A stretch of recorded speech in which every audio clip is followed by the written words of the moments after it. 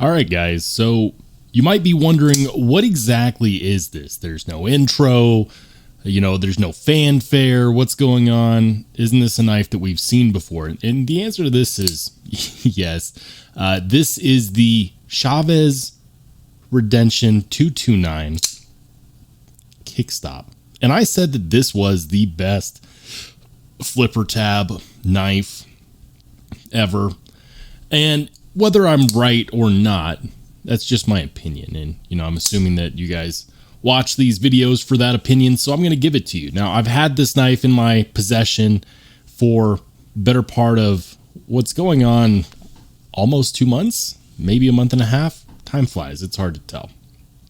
So what am I doing with this video? Essentially, I wanted to give an update because I've carried this knife a whole lot. And by the way, let me know in the comments section down below if you want some of these updates. Sometimes I feel like I do a review on a knife and then you never hear about it ever again and we move on to the next thing. And, a lot of these knives are knives that I ended up keeping and carrying. And in the case of this Chavez Kickstop 229, I've carried it a whole lot.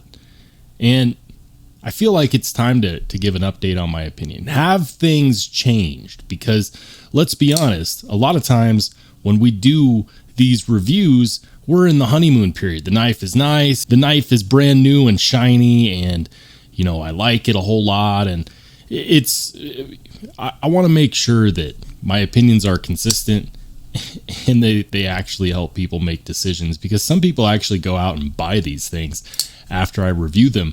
And it still blows my mind that people do that. I'm over here just giving my opinion. And so, yeah, let's see. Have things changed? Well, ultimately, no. This knife is fantastic. And I absolutely love the Kickstop version of the Redemption 229. I think that it's phenomenal. It's really addictive to open and close, which makes it fun to carry. And the more fun to carry a knife is, the more likely it is that you will carry it. The ironic part about all of this is that at the end of the day, the more you carry a knife, the more you use it. A wise man once said, if all you have is a hammer, everything starts to look like a nail. Well, I've been carrying this knife a whole lot, been using it a whole lot. And I can tell you that the edge retention on this M390 is good. I'm not entirely positive what Riot, that's the OEM for this, I'm not entirely positive what they've heat treated this to, but honestly, it holds an edge really well. And I think that that's phenomenal. I've been enjoying the action, but it's not all fun and games. There's one thing on this knife that I'm not necessarily a huge fan of. And do you see it? Probably not, because it's not there. There's no sharpening choil. And I kind of wish that there was. If you look at the non-Kickstop variants of this knife, you'll notice that, they have sharpening choils. And in this case, this one does not. So I do kind of wish that it had that. The other thing is that I wish that we had the option to get these without the screws in the forehead. So we could go back to the classic one where the screws came up behind the scale and, it was just hidden. These are kind of like horns sticking out. And I do actually prefer the classic look of the Chavez clip. And by the way, for everyone out there who looks at this clip and says, oh my gosh, that's a gas station knife, I don't like it, blah, blah, blah. You're welcome to your opinion as well. But I'm here to tell you that in a knife like the knives that Chavez goes ahead and designs, one of the main ways that you can tell that it's a Chavez is by the skeleton key, by the pocket clip. I recently reviewed this guy. This is the We Evoke, and it's a fine knife. It's a great knife. But it's got the Civivi standard titanium pocket clip. And in that video, I said it was a $20 clip. I was wrong. It's a $12 clip, and it's a $200 knife. And without Ray Laconico's name on this knife, I'm wondering how you could tell the difference between this and an in-house design, because, it lacks flavor. And that was just something that I was thinking of. And so when you take this clip off and you neuter it with the supplied extra clip that they give you, it really is kind of a bummer, because you're taking away one of the signatures of the designer who designed this thing, Ramon Chavez, who is a legendary knife designer. And the 229 Kickstop version is wonderful because without the thumb studs there, it actually gives it a sleeker, slimmer look. And that's pretty cool on a knife that is big, chunky, and beefy and heavy. I've been looking for excuses to carry this knife. And this knife recently taught me a lesson. You know, they say that it's not yours until it bites you. And then once it does, you have to name it. So I'll show you real quick. This has been healing. I flicked it a little too hard.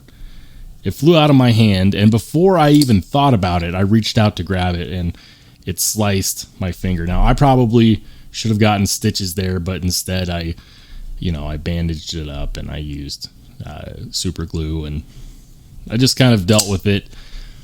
Probably should have gotten stitches. It wasn't great, but it did remind me that, you need to be cognizant of your grip when you're opening these things, because you do get quite a bit of leverage on these flipper tabs. The highlight of this knife is 100% the Lee Williams Kickstop. And Lee Williams is an amazing individual who's put his Kickstop flipper tabs on quite a few knives, including Shirogorovs, and there's a lot of knives out there with the Lee Williams Kickstop on there. So, it was pretty bold of me to say, well, this is the best flipper. I want to update that. Any Lee Williams Kickstop flipper is going to be better than a non-Kickstop variant. The acoustics that it makes is great. The leverage you get on that deployment is great. Now, on the Chavez specifically, this knife just feels iconic. And what blows me away is that they're actually still available. You can go online if you're interested. I'll drop an affiliate link down below. You don't have to. Don't feel pressured to go out and spend the $400 that it's going to take to get one of these. But I'm telling you right now, I've bought a lot of knives that a month later, they just end up in the display case, and I forget about them, and then I look for an excuse to carry something else. And in the last month, 2 months that I've had this, I haven't really felt that way with this knife. This knife has been an absolute joy to carry, and I've really, really been enjoying that. Despite the fact that it is a overbuilt chonky boy, it actually does slice pretty well, and the ergos still feel great. I love the jimping here at the top. Do I regret getting a Tonto instead of a drop point? No. I think that the Tonto is really well done. The first Chavez I got was the drop point, and that whole time that I had that knife, I ended up wishing that I had gotten the Tonto. And now I have one, and there's no regrets here. I do wish that there was a single-sided captive pivot, but there's not. I do think that it would look cleaner if the pocket clip screws were coming in from the underside, but they're not. Those are just a few nitpicks, and neither of those things keep me from enjoying this knife. And that's just my opinion, guys. So with all of that being said, I'll do a couple quick comparisons for knives that have similar footprints. Here it is up against another knife that I really enjoy. This is the Petrified Fish Victor. This is a knife that I've carried a lot. It's quite a bit heavier than the Victor, similar carry profile, similar weight. What about up against something like this Beg Knives Bodega? Yeah, the Bodega. That's actually a very similar carry profile. Completely different knives, similar carry profile. They're both actually going to be pretty close to the same weight, which is crazy to me because this has G10 and this has titanium. But they're also going to be pretty close in thickness. The Bodega has it, beat out marginally. Great knife, the Bodega, by the way. So, do I still believe that this is one of the best knives that money can currently buy? Absolutely. I have absolutely no regrets carrying this knife. And in fact, this is one of those knives that after carrying it a lot, it's kept me from feeling like I need to go out and buy another knife. Nothing's worse for our wallets than the continual process of going out and buying knives. Because sometimes we just don't appreciate the knives we already have enough because we're already on to the next thing. And so that's one of the reasons why I've been downsizing and selling off pieces, because I want to have just as many pieces as I'm capable of enjoying. You know, there are some that I don't carry as often but will never get rid of. And then there's ones like this that I will absolutely carry. I know some people out there look at me like I'm insane for carrying a $400 pocket knife, because in their minds, they just can't get past carrying something that costs under $100. And that's totally fine, by the way. The one thing I would ask everyone to keep in mind is, remember that when you're out there carrying your $50 knife, that is your choice. That's your option. And when I'm out there carrying this $400 titanium brick, that's my choice and that's my option. As it turns out, this knife is excellent as a user knife. It's not showing any scratches, which is amazing because I actually have chopped up about 4 or 5 boxes with it. Now, I do hit my blades with some oil after I go through cardboard, just because I like maintaining them. I like keeping them clean. It does collect fingerprints like nobody's business. But what I found is that this tip does a phenomenal job slicing through materials.